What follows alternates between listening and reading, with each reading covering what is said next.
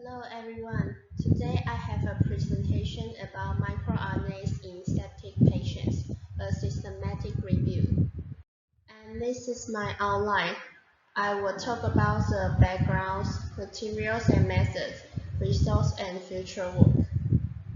First, I have a brief introduction about sepsis. Sepsis is the body's response to infections cause injury to tissues and organs.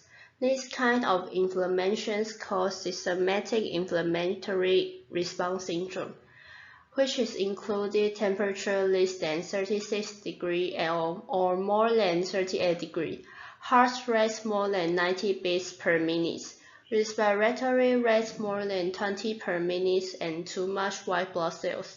In some severe cases, sepsis will lead to multiple organ dysfunction syndrome and finally cause the patient die. So in my study, I would like to know whether microRNA can become the diagnosis biomarkers of sepsis or not. Next, I will talk about the materials and methods. This is the workflow about my study. I define the questions, whether microRNA can become the diagnosis biomarkers or not, and identify my search strategy. Then run my strategies on PubMed and MBAS.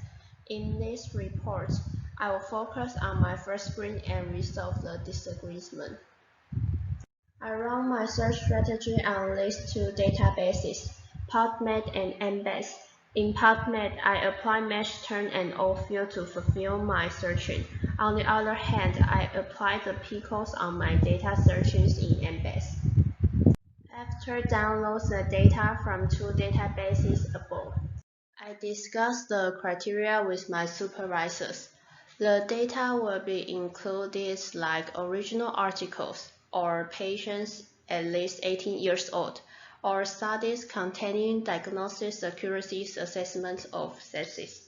The exclusion criteria will be irrelevant to sepsis or microRNA, non-original articles like review articles.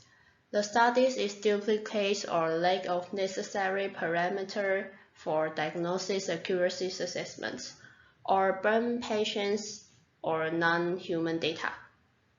In first screen, we only cast an eye on title and abstract. If the study fulfill our inclusion criteria and not match any exclusion criteria, the study will included.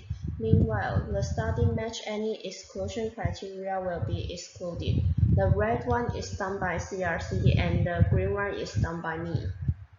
After resolve the disagreement, the final data fulfill our inclusion criteria are 44 left.